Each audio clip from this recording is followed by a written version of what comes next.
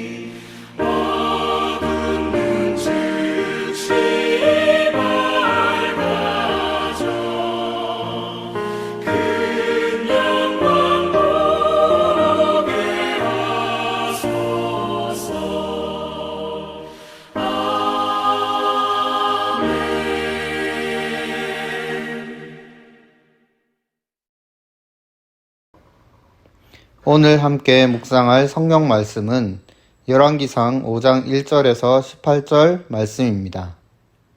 제5장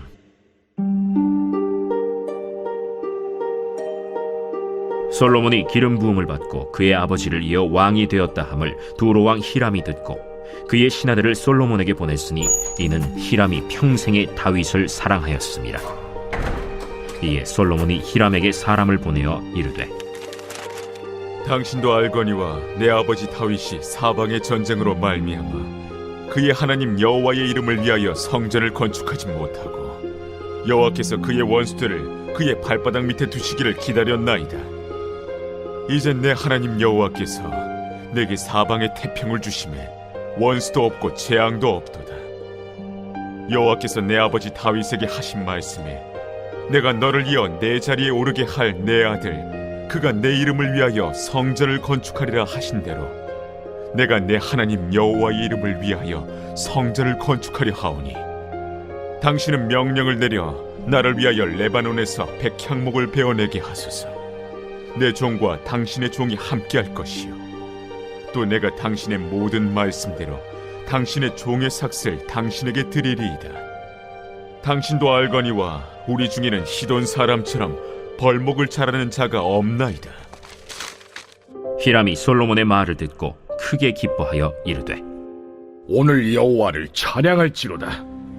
그가 다윗에게 지혜로운 아들을 주사 그 많은 백성을 다스리게 하셨도다. 이에 솔로몬에게 사람을 보내어 이르되 당신이 사람을 보내어 하신 말씀을 내가 들었거니와 내 백향목 제목과 잣나무 제목에 대하여는 당신이 바라시는 대로 할지라. 내 종이 레바논에서 바다로 운반하겠고 내가 그것을 바다에서 뗏목으로 엮어 당신이 지정하는 곳으로 보내고 거기서 그것을 풀리니 당신은 받으시고 내 원을 이루어 나의 궁정을 위하여 음식물을 주소서 하고 솔로몬의 모든 원대로 백향목 제목과 잣나무 제목을 주매 솔로몬이 히람에게 그의 궁정의 음식물로 밀 2만 고루와 맑은 기름 20고루를 주고 해마다 그와 같이 주었더라. 여호와께서 그의 말씀대로 솔로몬에게 지혜를 주신 고로 히람과 솔로몬이 친목하여 두 사람이 함께 약조를 맺었더라. 이에 솔로몬 왕이 온 이스라엘 가운데서 역군을 불러일으키니 그 역군의 수가 3만 명이라. 솔로몬이 그들을 한 달에 10,000명씩 번갈아 레바논으로 보내매 그들이 한 달은 레바논에 있고 두 달은 집에 있으며 아도니람은 감독이 되었고 솔로몬에게 또 짐꾼이 7만 명이요 산에서 돌을 뜨는 자가 8만 명이며 이외에 그 사역을 감독하는 관리가 3,300명이라. 그들이 일하는 백성을 거느렸더라.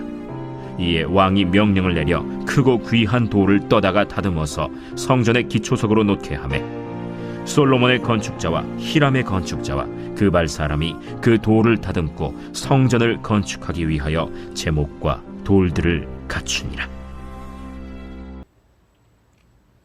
오늘 함께 공부할 주제는 38과 하나님을 위해 집을 짓는 백성이라는 제목입니다.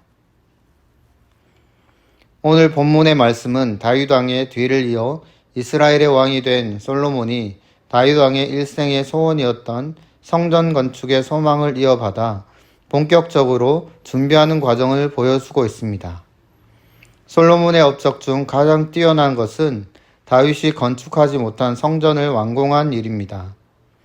이에 관한 내용이 8장까지 나오는데 본문은 솔로몬이 성전 건축을 위해 준비한 사실과 드로왕 히람이 이 일에 주력하였음을 보여주고 있습니다. 역대상 22장에 보면 이미 선왕인 다윗이 성전 건축을 위해 많은 준비를 해놓았던 탓에 별 어려움은 없었습니다. 그러나 중요한 건축 자재와 유능한 건축 기술자들이 필요했던 솔로몬은 히람과 무역 협정을 맺었습니다. 결과적으로 이 때문에 이방인인 히람이 성전 건축에 참여하게 되었으며 이는 성전에 임재하실 하나님이 이스라엘뿐만 아니라 이방의 하나님도 되신다는 복음의 진리를 예시해 주고 있습니다. 첫 번째 문제로 본문 1절에서 6절 말씀을 보면 솔로몬이 성전 건축을 위해 두로왕 히람에게 백향목을 요청하고 있습니다. 방가로 1번에 솔로몬이 히람에게 성전 재료로 쓸 백향목을 달라고 청할 수 있는 이유는 무엇입니까? 본문 1절에 보면 히람이 평생에 다윗을 사랑했기 때문이라고 말씀하고 있습니다. 드로왕 히람은 다윗을 이어 솔로몬이 이스라엘의 왕이 되었다는 소식을 듣고 이를 축하하기 위해 그의 신하들을 사절단으로 보내었습니다. 그때 성전 건축에 대한 이야기를 듣고 기꺼이 협조하겠다는 약속을 받게 되었습니다. 두로는 이스라엘 북쪽 접경 지역에 위치한 도시국가로 지중해를 끼고 있는 무역도시였습니다.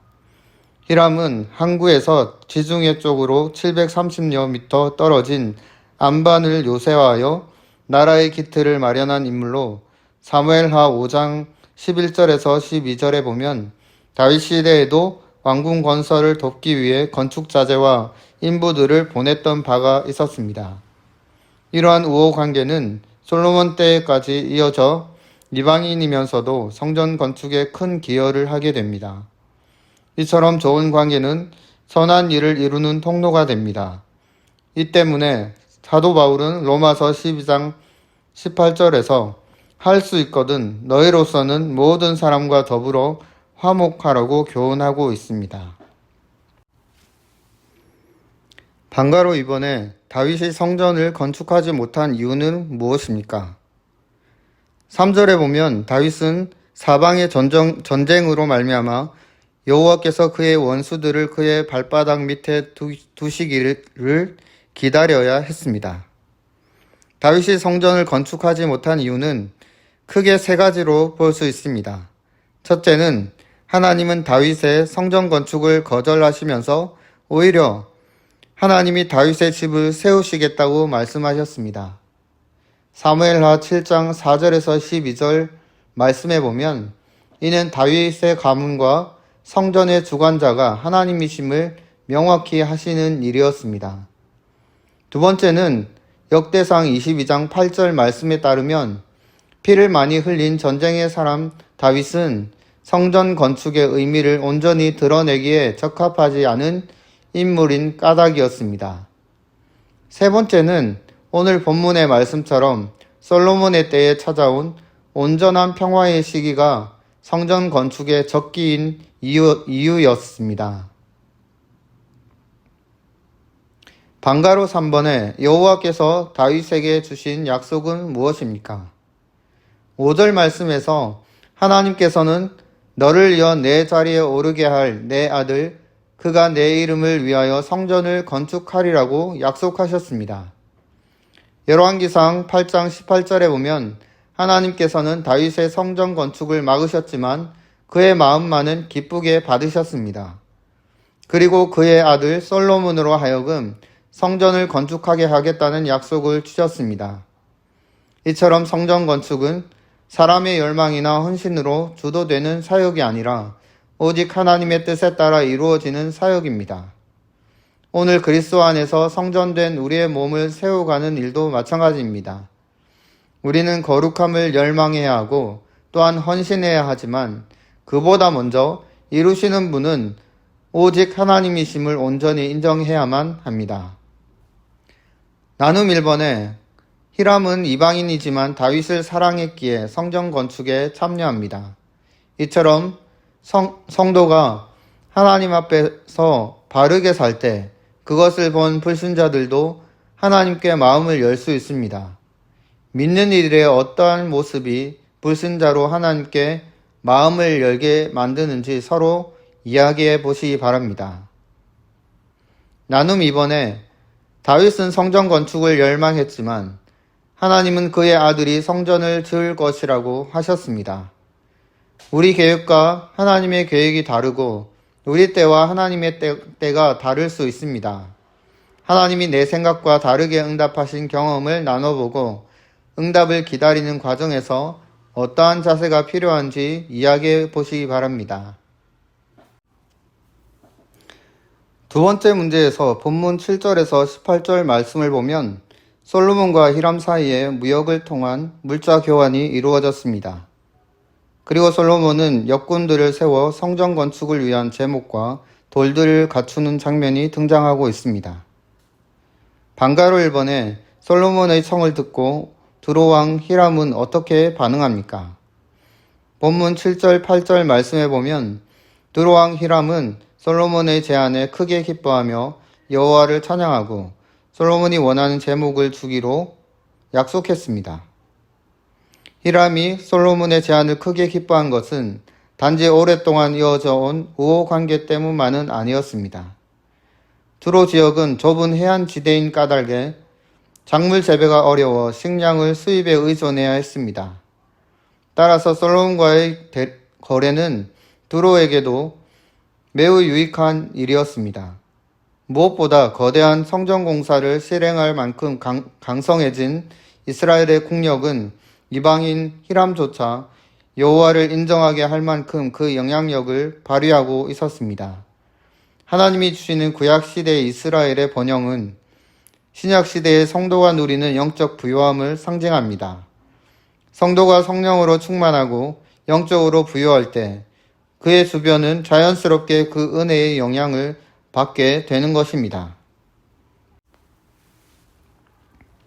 방가로 이번에 제목에 대한 대가로 솔로몬이 히람에게 보낸 것은 무엇입니까?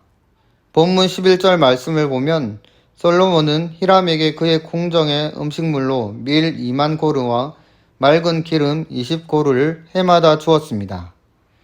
1고루는 약 220리터입니다.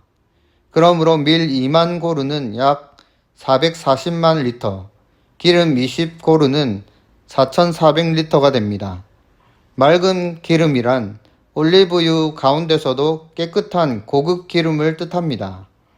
솔로몬은 이 엄청난 양의 식량을 히람의 왕궁에 매년 공급해 주었을 뿐만 아니라 그와는 별도로 성전 공사를 하는 히람의 인부들에게 밀 2만 고루, 보리 2만 고루와 포도주 2만 밭, 기름 2만 밭을 매년 지급하였습니다. 솔로몬의 왕궁에서 소모되는 곡식이 매년 약 3만 2천 고루였다는 걸 생각해 보면 솔로몬이 성전 건축을 위해 얼마나 전력을 다했는지 또한 그 역사를 감당한 이스라엘의 부요함이 어떠했는지를 가늠해 볼 수 있습니다. 방가로 3번에 성전 건축의 대업을 위해 여호와께서 솔로몬에게 주신 것은 무엇입니까? 본문 12절 말씀을 보면 여호와께서 그의 말씀대로 솔로몬에게 지혜를 주심으로 히람과 솔로몬이 친목하여 그 두 사람이 함께 약조를 맺었다고 말씀합니다. 지혜는 솔로몬이 이스라엘을 바르게 통치하기 위해 하나님께 구했던 은사였습니다.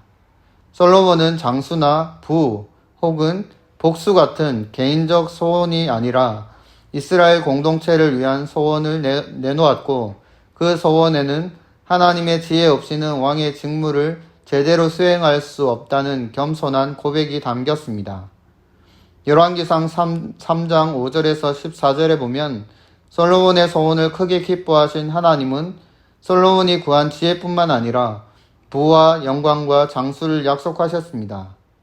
오늘 성전 건축을 위해 사용되고 있는 솔로몬의 부와 지혜는 바로 그 약속대로 받은 선물이었습니다.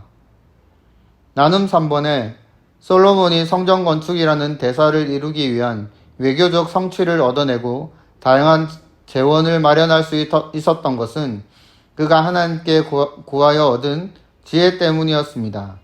오늘 하나님이 내게 주신 삶의 과제는 무엇이며 그것을 해내기 위해 어떤 지혜가 필요한지 나누어 보시기 바랍니다. 몇 가지 기도 제목을 가지고 기도하는 시간을 가지도록 하겠습니다. 첫 번째로 결실의 계절 가을을 맞이하는 성도들과 보합교회 위에 하나님의 풍성한 은혜와 기쁨이 충만하여 주님이 주신 사명을 온전히 감당하게 하옵소서. 두 번째로 담임 목사님께 영육의 강건함을 주시고 말씀의 지혜와 기도의 능력을 주셔서 목회의 비전을 성취하게 하옵소서. 세 번째로 코로나의 어려움을 이겨내고 다시금 시작하고 있는 오후 예배 가운데 하나님의 은혜가 충만하게 하시고 이를 위해 식당 봉사로 여러가지 모양으로 수고하고 헌신하는 모든 성도들에게 주님의 은혜와 기쁨이 넘치게 하옵소서. 네 번째로 모든 환우들의 건강을 지키시고 모든 치료의 과정 속에 완벽한 치료와 회복이 있게 하옵소서. 다섯 번째로 교회 성전 재정비와 주변의 재개발이 순탄하게 진행되어 모든 것이 주님의 정하신 때에 모두에게 유익이 되는 은혜가 있게 하옵소서. 여섯 번째로 성도들의 가정과 직장, 사업에 형통함이 있게 하시고 기도하는 것마다 응답되는 은혜를 주옵소서. 다 같이 기도하시겠습니다.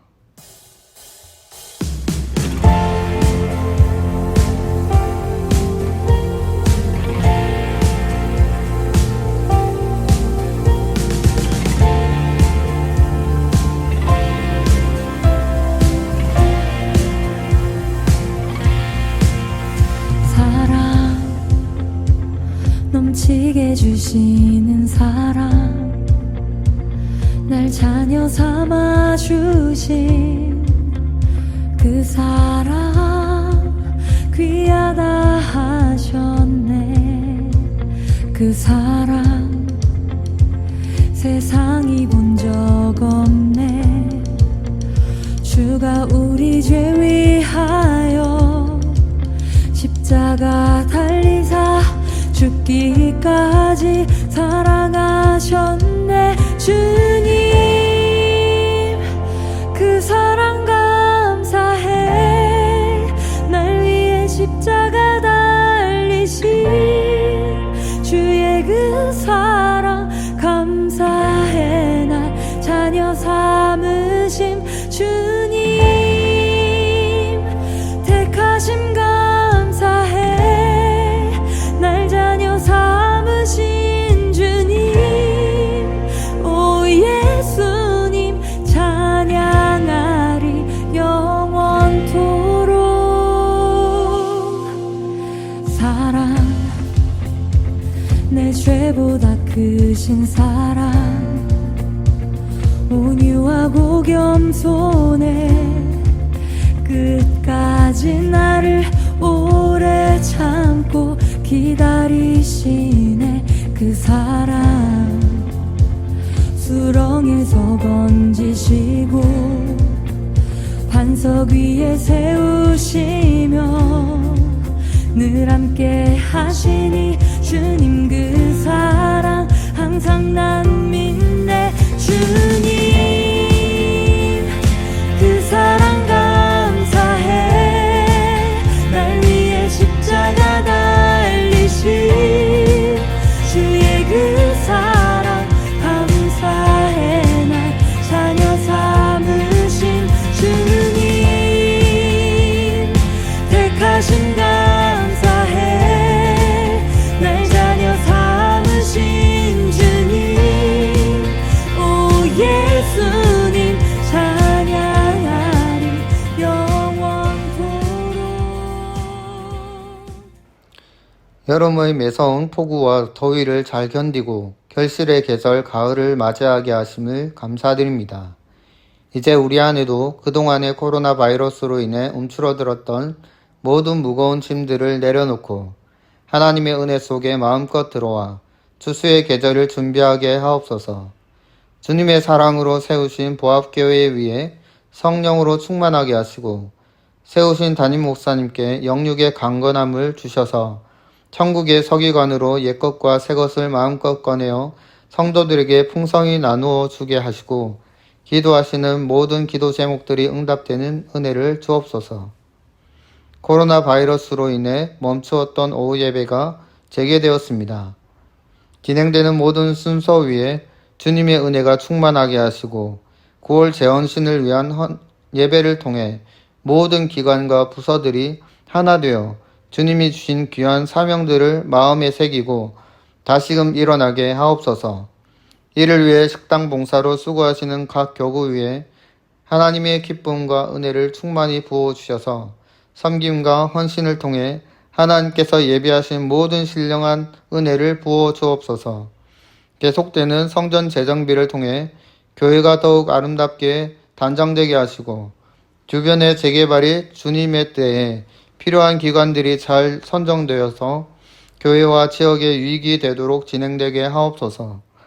하나님의 위로와 치료의 은혜를 구하는 모든 성도들을 돌아보셔서 건강을 지키시고 모든 치료의 과정 가운데 간섭하셔서 정확한 치료와 빠른 회복이 이루어지게 하옵소서.